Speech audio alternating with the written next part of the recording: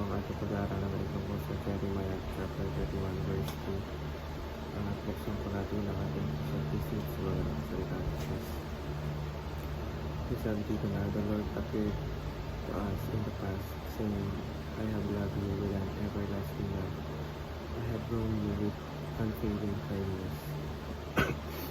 O sa Tagalog, noong una ang Panginoon ay nagpakita sa mga Israelita kay Sabi, inibig ko kaya ng walang hanggang pag-ibig. Sa kagandahan ng loob ko, pinalapit ko kayo sa akin. Teaching number 1. Covenantal love is a promise. Sa verse, sinabi ng Diyos, inibig ko kayo ng walang hanggang pag-ibig. Napakita nito na ang pag-ibig ng Diyos ay hindi pansamantala kundi panghabang buhay. Ang pag-ibig ng tipan ay hindi baro sa pakiramdam lamang, kundi isang matagal na pangako. Katulad ng isang kasundukan na hindi basta-bastang binabalik. Ito rin ang uri ng pag-ibig ng Diyos sa kanyang bayan, matapat at hindi babago. Teaching number 2, covenantal love is a commitment.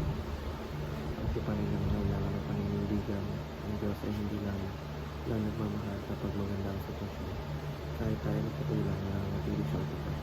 Sa parehong paraan, ang tunay na pag-ibig ay hindi umaasa lang sa emosyon, kundi sa isang desisyon na manindigan sa kabila ng kahinaan ng kanilang mahal. Teaching number 3, covenantal love is sacrificial. Ang tipan ay hindi madali. Madalas ito ang nangangailangan ng pagsasakripisyo, oras, damdamin at minsan sa pagsalang ng kagustuhan. Ang Diyos mismo ang may hanggang nito. Tinatawag niya ang kanyang bayan at sila po ulit-ulit na tumalikot sa kanya. Ang tuloy na pag-ibig ay hindang matiis at maligay pa sa pag-ibig ng Diyos.